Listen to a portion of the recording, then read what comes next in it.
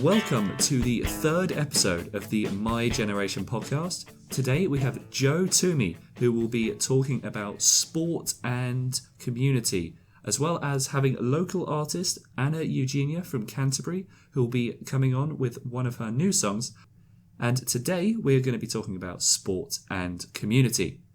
I have been part of a badminton group for a year and a half, and the group have built a strong sense of community for being open to new members on Meetup.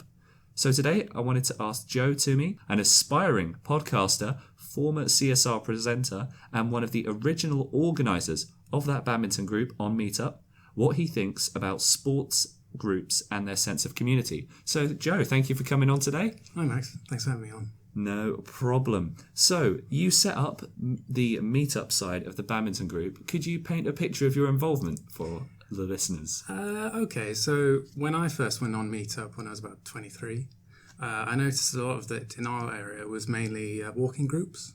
I used to play golf, but I wanted something a bit more active, kind of moving a bit more.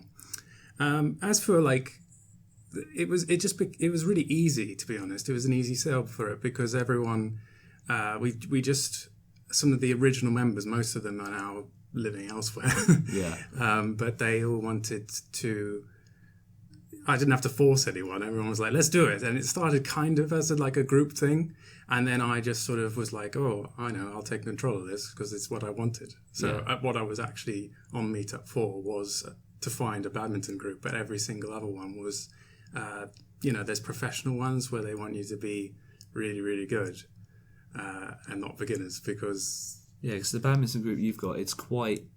The age group is, or the skill group, sorry, is quite varied. You have players that have been playing for 50 years and then some who have just started. Yeah, even after playing for 4 years, I still I feel I'm like a middle-range player. Yeah, I do too. Because then you get to play people like Paul, who sort of runs the whole thing as a... Yeah, he was great. What was quite nice about it, after doing it for about 2 years, other people came along, and because I had other things to do, so...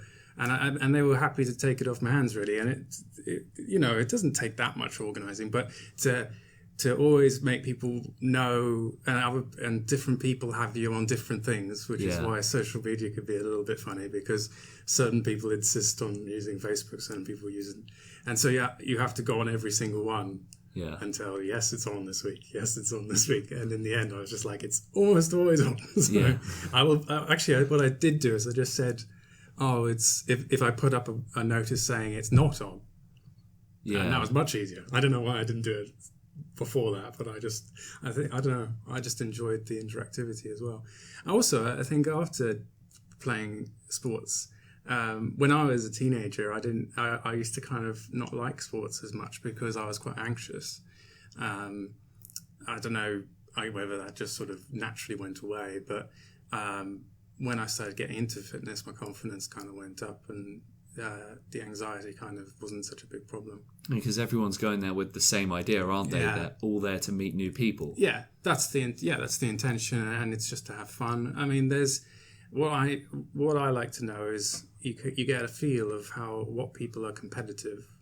Yeah, enjoy the competitive side most of all, and the people that are just there for fun. And if you know that, you can go into the games with the right mindset. And you've got quite a large group as well now. How many? There must be about 30 people a week now that go to... Yeah, it's like at least 30. But I think what's interesting is seeing the people who kind of, you meet so many people for it, and then different people go off, and then it just seems to be the right number. It never seems to get out of hand. And so why do you think certain people get involved in it? Is it for fitness? Is it for meeting new people? What do you think drove most people to the group? I'm not sure, because I suggest I would go around being almost like the badminton guy of the meetup. But I go to other meetups and sparingly, but I'd go to other ones, and I'd always be like, you should come to badminton. Yeah. And it'd be surprising how many would... Quite a lot would give it a go once. So, what was the question? About why people get involved in badminton. What spurs them to say yes to going? I think when you say it's just for fun, there's a spare racket, and it's inexpensive. £2 Yeah, £2 for like 5 hours of yeah, badminton. Yeah. So it's like excessive amounts of badminton for someone who's not doing. I don't know. Like for example, last week I encouraged someone I met on a night out through Meetup. I met them through Meetup. Yeah. And I just said, "Oh, you should come to this." And at first they seemed, in their tone of voice, they were like, "Oh, I'm not so sure. What's the group like?"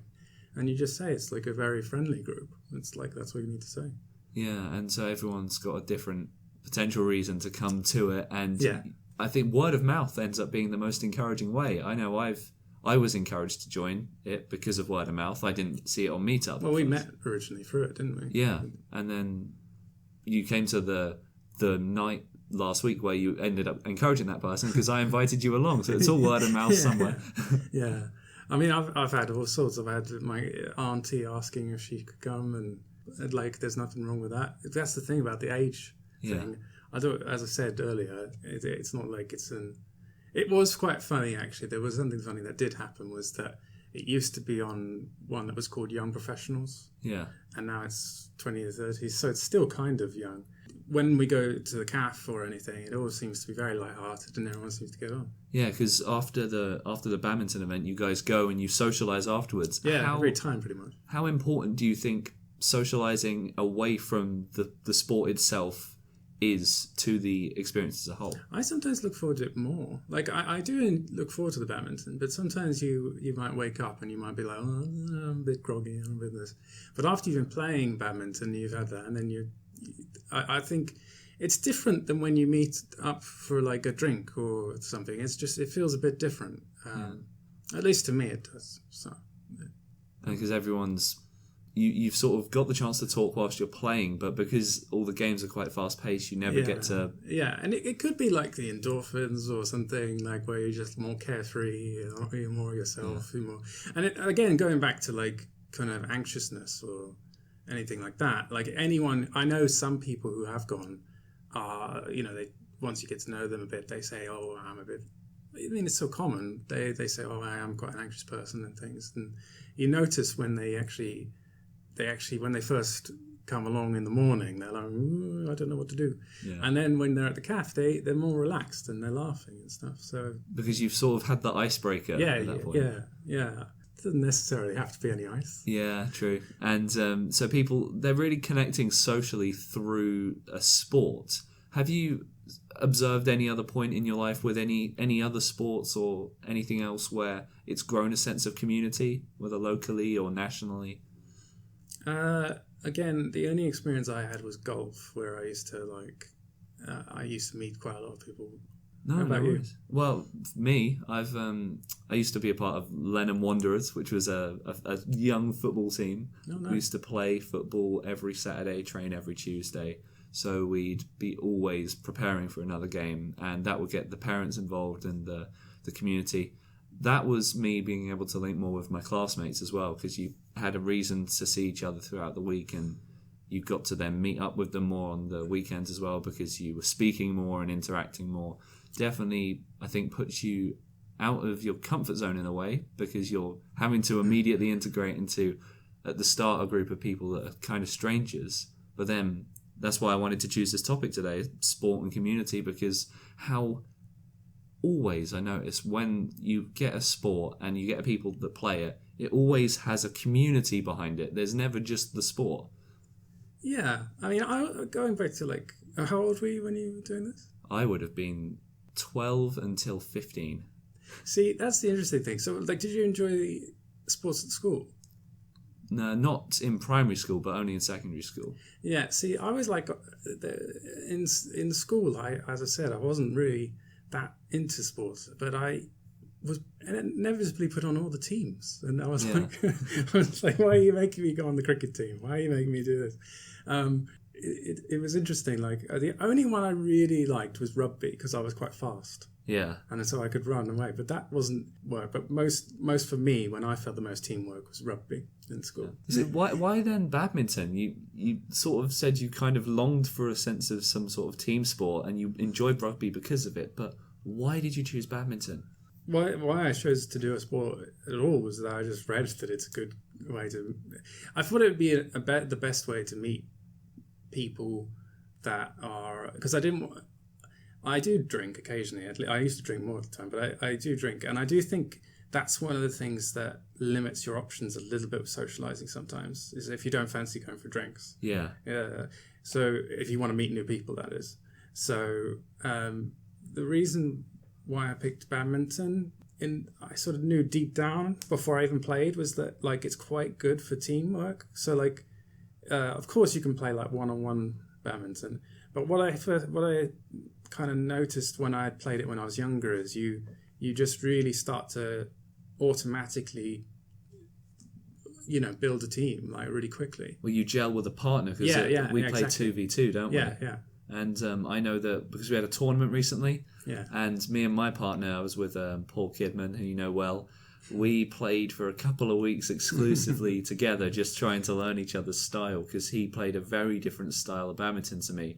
But that, in of itself, it led to us just talking to each other more away from the court and away from the cafe afterwards, and just getting to know each other better because we were in conversation.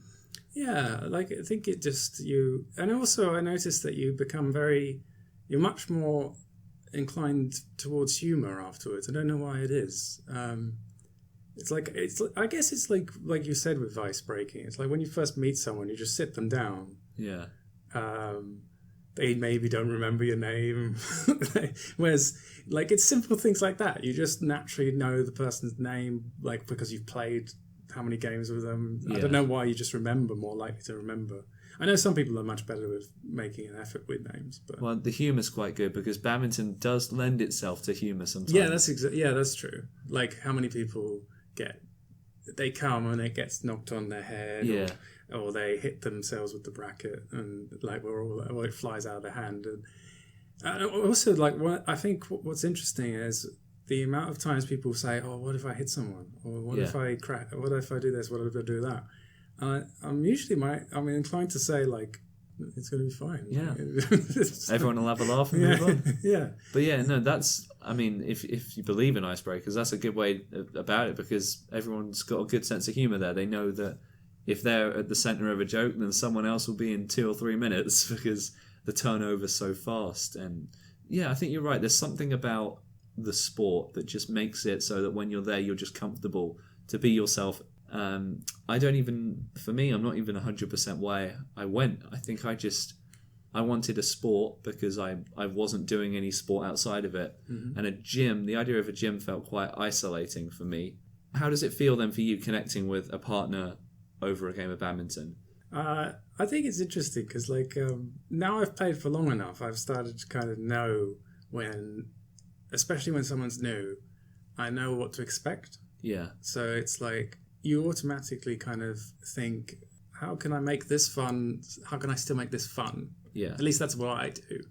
Comparing it to, like, say, football. Yeah. For example, on Monday nights, there's a football group. And I think that would be intimidating. Yeah. And I think a lot of other sports are intimidating. I think but that would be what I say about it, is like when people actually finally go there and actually try it, they realize that it's actually just a lot of fun. And that's what how often do you see people laughing? You see people laughing all the time. Yeah. Whereas most other sports, you don't see that as much. So you've got someone sitting at home listening to this who doesn't know what sport to get into, and you'd recommend badminton really because community, because laughter, because it's easy to access as well, especially for someone, because we get new players all the time who haven't done sport for years. Why do you feel that badminton is so accessible physically? Well, people always tell me I've got an advantage because I'm tall, but I genuinely think that anyone can play, because people always say, "Oh, I'm not that active," so But I've watched people who are smokers, and and they can just as much play, people who do, I know people who do no other exercise than badminton, and they can play fine. Yeah, you can play for hours on end, and you seem to be fine. You don't seem to be. Well, I think you end up building up a bit of stamina, because sometimes I feel like I'm more energized after playing badminton, which is strange because you play 5 hours of badminton, you expect to feel exhausted after, and you do. But for that next week, it's just something about it that makes you feel energized. So obviously this group is one outlet. Where else do you think people can go for other sporting and sense of community because we've talked about why badminton is such a good one, but obviously there's going to be other pros to other sports. If and this is actually more or less going into another one of the points, which is local impact, and what can people do locally outside of this group, because we've talked about this group quite heavily.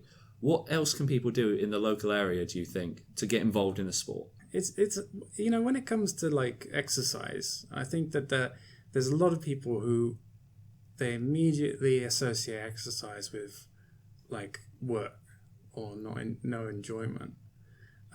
So for me, I wouldn't have considered the badminton if I hadn't actually got into a bit of exercise before. Yeah. So I did some classes. I still do, but I did classes at the gym. I did work out at the gym, mainly weights and things. But then I started to be like, yeah, I should probably do cardio as well. And I know a lot of people do running. I know plenty of people who do sports. They do sports like bowling and things. Like bowling to me is just like something you do occasionally.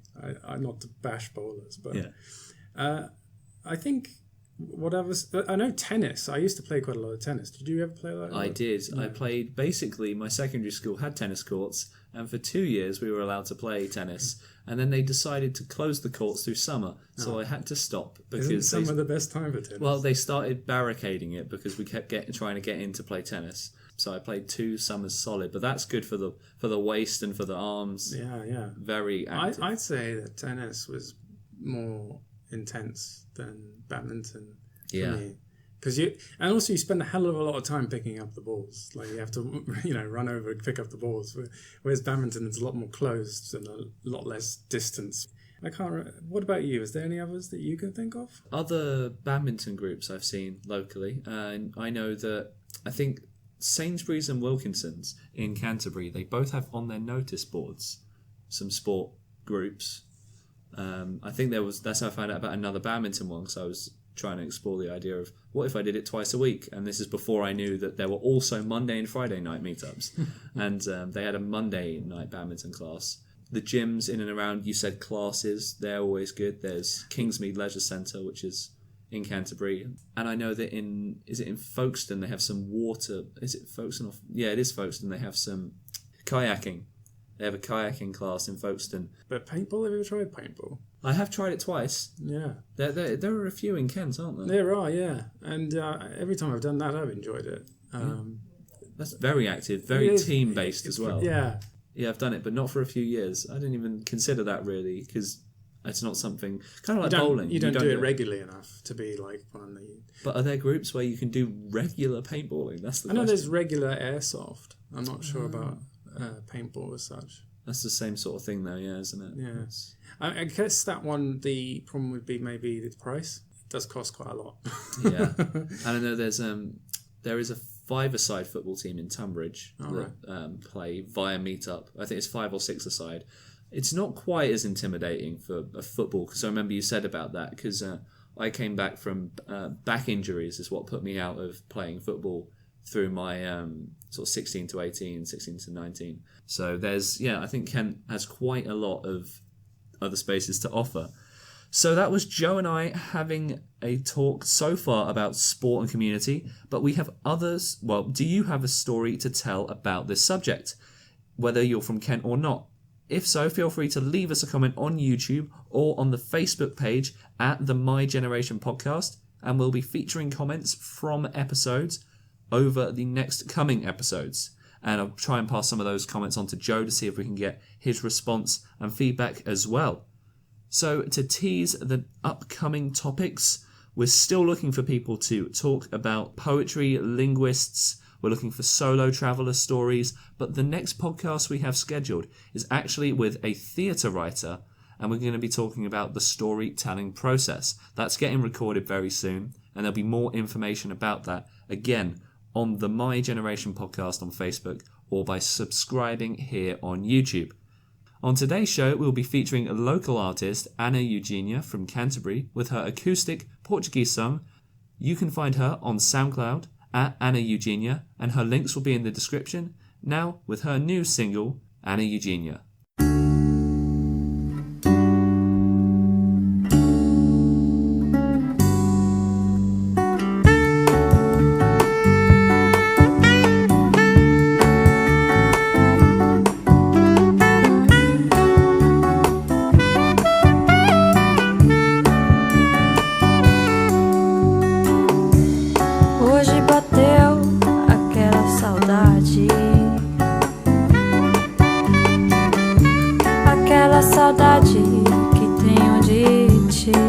só de ti. Quero colar no teu calor, matar a saudade que só me traz dor. Saudade, saudade do meu amor. Saudade, saudade do teu amor.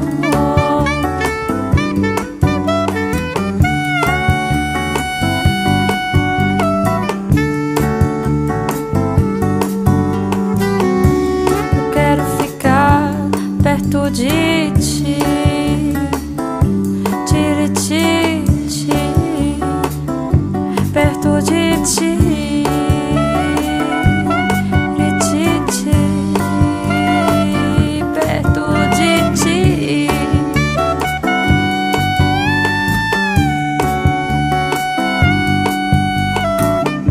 Saudade, saudade, não tem piedade de quem tem saudade de ti.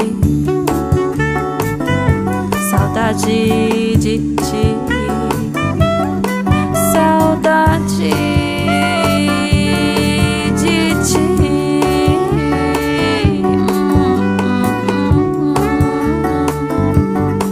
Saudade do meu amor.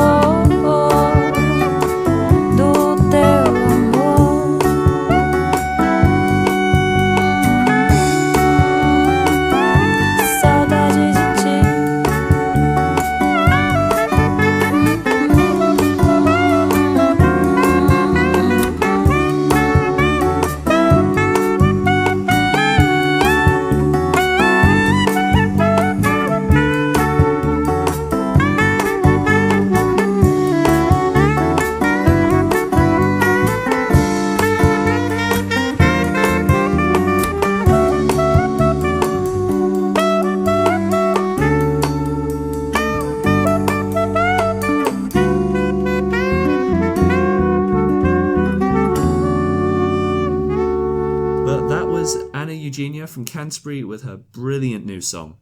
Now we're going to go back to Joe in just a moment to wrap up this week's show about sport and community. He also has a few more points relating to social media angle of it as well. But there are future topics that we are still looking for people to talk about. So if you have a story about solo travelling, have you done it? What was it like? And would you recommend it? Get in touch if you are anywhere between 18 and 30 and based in Kent. Also, we're looking to poetry and the art of language. Are you a linguist? Do you use words to create beautiful images and stories? If so, we want to hear from you. So now back to Joe about sport and community. Joe, you had a question about social media. I don't know if it's going to be quite as relevant. It's just that you mentioned that it's on YouTube.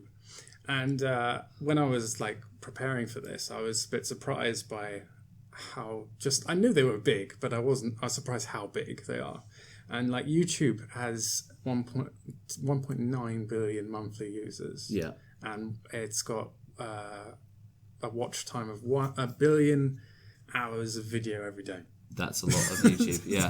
You can't watch every single YouTube video. No. And so, and then last one is that I have is Instagram is 4.2 billion likes a day. Because we're talking about, getting active and things. Yeah. And I would just, even if one person listening to this just goes, oh, I do that a bit more than, I could be doing this. I could be doing a sport instead of maybe watching, say, tons and tons of videos on YouTube. I mean, I'm a bit guilty of watching quite a lot on YouTube because, some of it's useful, some of it's funny.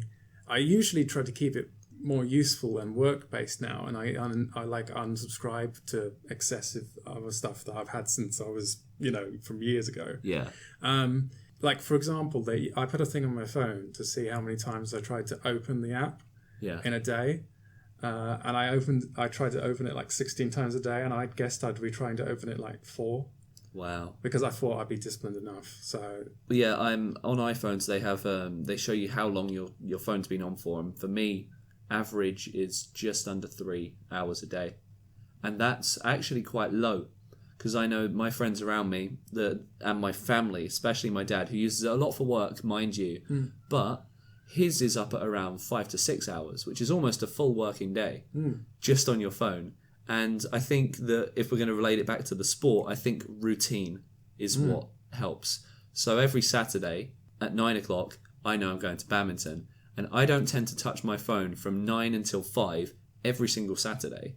And so it keeps me away because I don't even consider the phone at all. And you're probably the same. Like when we go to the cafe afterwards, none of us are on our phones. We're still off the back of not having it. Yeah, I mean, even when people do get their phone out at the end, maybe to pay or whatever, but that's, for the most part, you're right. You don't see people just glued to their phones, but again, it's not like you want to criticize. You're not criticizing people. People can do whatever they like, but I know that it's very easy to kind of let it get out of hand and then, go on for years and years of procrastinating. People will be like, oh, I procrastinate too much. And it's like, well... It's difficult to catch it. It is difficult to catch it, especially if you use it for work. But I would say, just out of curiosity, which would you say is the most that you used most of all? Like Facebook, YouTube, or Instagram? Well, if I'll be honest, this is something that me and Dan Inwood, we brought up in the very first episode of the My Generation podcast, which I'll link in the description as it's quite relevant to what we're talking about here. It's using them for different things. Mm-hmm. So I think my favourite in terms of what I've gained from it is actually Meetup. The friendships, the relationships, the interacting with new people, finding badminton, finding people that I can actually become friends with away from the app. Most of my closest friends, the ones I know the best, have come through Meetup. And that was because when I came to Canterbury, I didn't know many people. And if it wasn't for that, I don't think I'd be as connected, as happy, as sociable. But for me, also, I use Instagram for photography. I primarily use it to share pictures I take because I'm an avid photographer. Facebook, events. I think Facebook's biggest strength is events. I tend to basically subscribe to everything local in Canterbury. And again, going back to the local angle, this is something that I would recommend in your local area. Click like on every pub, restaurant, sports centre, anything, any place you see. If you like all of them, under the events tab, you will have so much there. And it's not quite like Meetup where everyone's going to meet new people, but it's similar. And because I've done that, I found out about a lot of events that I plan into my regular calendar around work. And whether they be sporting or social, that's what I prefer Facebook for. I kind of also use it for emails as well. Instead of using emails now, Facebook's a place where I can set up groups where, in a business sense, we can all talk in one spot. But then also YouTube for sharing content like this. I think I could use SoundCloud. I could use YouTube. This, I feel like the audience is slightly larger and it's more commonly used to be on YouTube, but that's kind of why we share the podcast here. And down the line, I can also put these episodes on SoundCloud. In fact, I'd be interested to ask listeners whether they're happy with these episodes being on YouTube or whether you'd like to see them on SoundCloud as well, and might test drive a few episodes on SoundCloud. I think what would be fun about it is if you continue to do this for, years and years, is how much different it'll be. I mean, whether you'll be looking back at these and being like, oh, I could have been doing that differently, I could be doing this. I remember when I was doing my own shows, every time you're trying to make it better, you're trying to make it more accessible and stuff. But I like the idea of it being on YouTube because especially when it's a small amount of people. When we're trying to come with a more local angle, you can obviously apply it to maybe somewhere you live. If there's no meetup events, Joe here, he started a meetup badminton group and it's now led to 30 people a week playing badminton every single Saturday morning. I'm sure it probably would have propped up anyway. Yeah, but someone had to start it, and so if it literally starts with 4 people. Yeah, 4 people went along to my one, including myself, something like that, and then we'd been going for a while, and then we met these other men who'd been playing for years on the weekend. I think it's nice when you just decide to take charge. You go, how do I do it? Of course, Meetup makes it a lot easier. I mean, the only other way I could imagine people doing it the old-fashioned way would be like, putting it up in a CAF or something like, Yeah. ring this number if you're interested in doing this. Well, that's notice boards, like what I saw in Wilkinson's and Sainsbury's, and it is a bit of a more old-fashioned way of doing it, but it still exists. It still works. It is interesting, like how much there is to do. I mean, where would you say Canterbury has the most going on in Kent, or would you say? Oh, tricky, that's a isn't question. it? That's a tricky question. Tricky. Because obviously I'm so invested in Canterbury, and pretty much most of our guests so far have been Canterbury. Yeah. See, Canterbury's my main place that I go to socialise and go to do things. So I'm sure there's a lot more going on in other places in Kent. I know there's more going on in Maidstone, and I also know the closer you get to London, the more meetups kind of crop up there. Yeah, because meetups are very, very popular app in London. Yeah. And if you live in a city if you're listening to this and you live in a city and you haven't tried Meetup, it will be there. Yeah, it'll be there, and there'll be tons. And there'll probably be some form of sport, and if there's not, you're the person to start it. Yeah. I mean, I've tried curling. Oh, wow. Have you ever tried No. it? It's a lot of fun. It's a lot of work on the arms, but it's a lot of fun. How did you get into that?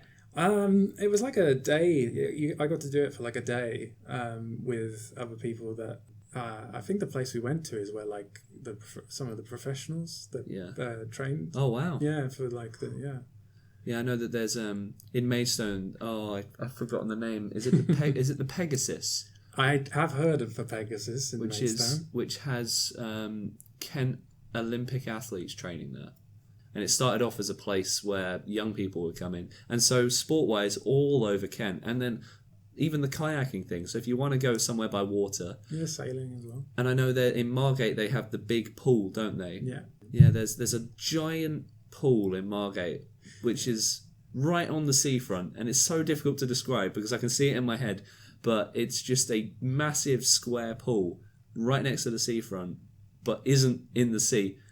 It's crazy, but that's there for anyone to swim in, isn't it? Yeah. And swimming's quite a good one. I know we have a Kingsmead Leisure Centre, plenty of places for swimming, because I know that's a little bit more of an isolated thing to do. I did used to enjoy swimming a lot. But I remember when I was a bit younger, because I've got something that's called they either call it a pigeon chest or a funnel chest. And there might be a couple of people listening to this who have it. Like, but it's more common in guys, and usually it happens when you have very fast growth spurts. And it used to be something that I was okay with. But in school, people kind of were like, "What's that? Why have you got a hole there?" And so I was like, I'd be trying to change quite quickly in school because I just didn't really like the comments. Yeah. But then, and also in school, when we did swimming, no one was saying anything. But because I'd had those guys like saying it, I was it put me off swimming. So, but luckily I had a swimming pool when I was growing up, so I actually really enjoyed swimming. Then, and I had like I remember having a swimming pool party once or twice, which was nice. So. Yeah, swimming's a great one that kind of goes under the radar. I have two brief stories about it. Similarly, I had quite bad scarring from acne growing up. Oh, right. And so sometimes whenever I used to go swimming, I'd get a stranger coming up to me telling me how I should look after my skin. Oh, how nice of him. And but the thing is, it's coming from a place of love. Yeah. It is. They're trying to help me. Yeah. But at the same time, it's like, I just want to go for a swim. But also they don't necessarily know, why. And a more positive story, though, to take. I've got tinnitus. Oh, right. And which is a ringing in the ear sound. And I know someone that I watched who had much more severe tinnitus than I did, but I've still got a form of it, where they went swimming because when you're under the water, the ringing goes. Oh. And I've noticed that. Because I've been swimming since having it, and under the water you just hear the sound of the water that everyone hears. Do you know why that is? Pressure of some? Yeah, I think it's just the water pressure. I don't know why. I don't know the science behind it. But there isn't honestly a whole lot of science behind tinnitus, because it's basically your brain tricking itself into thinking there's a noise there that isn't. Being underwater basically saved him because it kept him fit and it gave him respite from the tinnitus sound. Yeah, I imagine it's quite annoying. Yeah, but it's something that eventually you get used to. I might have to talk about it on the podcast as its own episode at some point. Does it actually cause any difficulty when you're trying to listen to anyone? It depends on the person. It's not distracting. Well, mine came due to a pressure of earwax build-up, But for some people, it's ear damage. And if it's ear damage, yes, you're going to have an effect of it. I'm of the opinion that no matter how you got your tinnitus, you can solve it. And if I do another full dedicated episode, I will talk more in depth. In fact, I did a public speech about my tinnitus. Right. I am going to link it in the description of this now on a different YouTube channel where I post public speaking because I talked about the fact that I think that you can resolve tinnitus, and exercise and sport was how the person I followed managed to do it. I used also badminton as a way too, I'll be honest, because it was, let's think. When I first joined badminton, I didn't have it. But then about 3 months into badminton's when I first got it. So it was about 1.5 years ago. And it's a way to focus. A body-based practice is basically the best way to deal with something like tinnitus, because it takes your mind away from the sound, puts you on the present, and you're away with it. And so I think if you've got a problem like that, especially if there is a tinnitus listener out there, swimming and badminton are absolute lifesavers. Whether your tinnitus is hearing damage based or it's a pressure, it can actually be caused by stress too. So if you've got it, obviously a doctor's recommendation is best, but it's not always ear damage like mine was, which is what I thought it was, but gladly it wasn't. I would say the same about if you have a funnel chest or a pigeon chest, whatever you want to call it. Yeah. It's called pectus extratum or something like that. I don't remember the medical name really. But again, it was similar to what you said. As soon as I started getting active and things, it started, and I did go to the gym and stuff as well. It kind of stopped being an issue, really. I did actually have an operation done at one point because I would suggest first try getting more active, get into a sport, even just go to the gym. Because usually people who have it are they're quite skinny. Not that there's anything wrong with being a skinny guy, but a lot of guys generally like being a bit bigger or a bit broader. Yeah. And there's things like that. So you can focus on. I only ever had it was only ever something that people commented on negatively when I was in my teens. As the older I've got, no one has ever been like... Well, you have a more mature friendship circle. Yeah, but even when I've gone on holiday or something, I don't feel self-conscious about it anymore. That's good. Because I've done... Yeah. And mainly because I've done exercise and I did swimming and things like so. So really, if obviously seeing what a doctor says first. Yes. But outside of that... Generally, self-esteem-wise, it's clearly... Sport, mental health, self-esteem. They're all quite linked because obviously I sometimes, as someone who's fully immersed in the world of football, see that sometimes people think footballers can be two-dimensional or the life they lead can be two-dimensional. Yeah. But it's actually quite complex, and especially we've only really sort of touched the surface today of a couple of groups, and already feels like there's more depth to a tiny little badminton group at Canterbury High Academy every Saturday morning, but there's actually so much more behind it than that goes into it. Yeah. Did I ever tell you I know we were at one point going to talk about music, the power of music. I don't know, we've still got a little bit of time too. Yeah, go for it.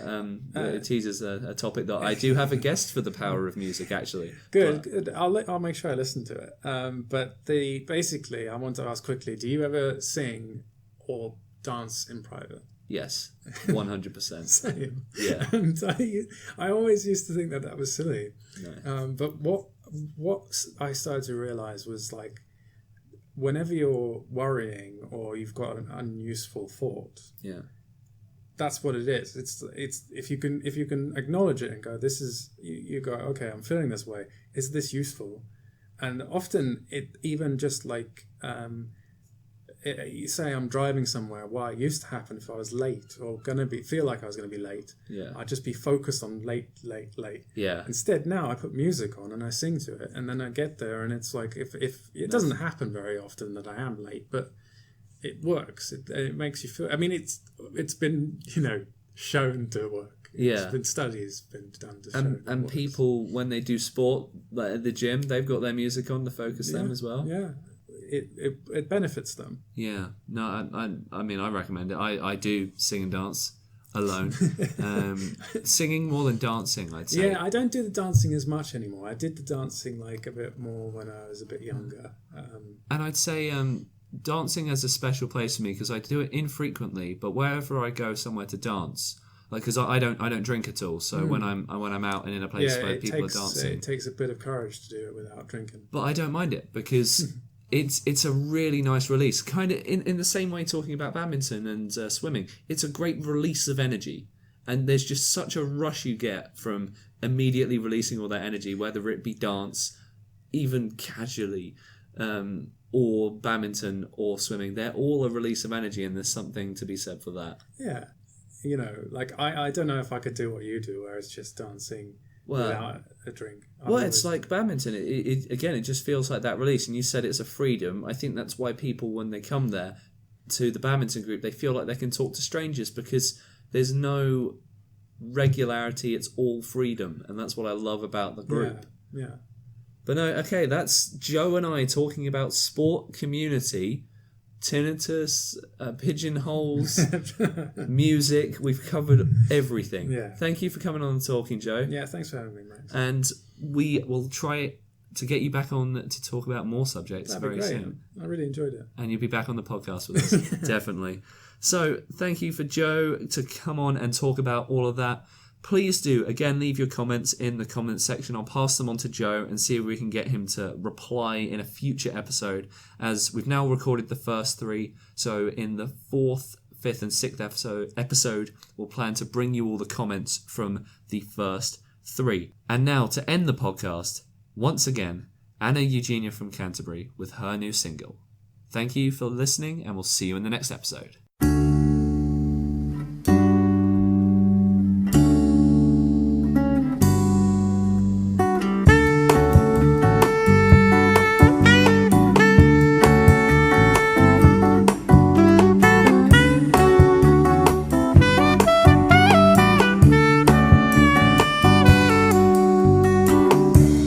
Hoje bateu aquela saudade,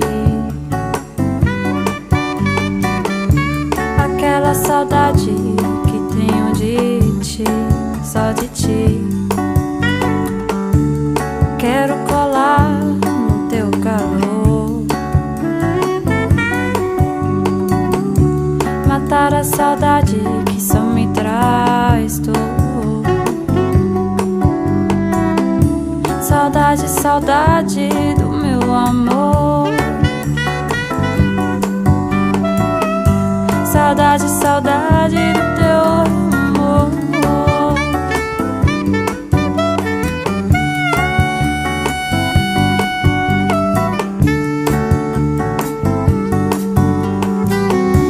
Eu quero ficar perto de ti, ti, perto de ti,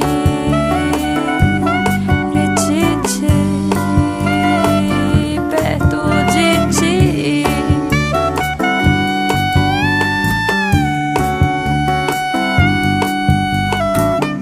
Saudade, saudade, não tem piedade de quem tem saudade de ti. Saudade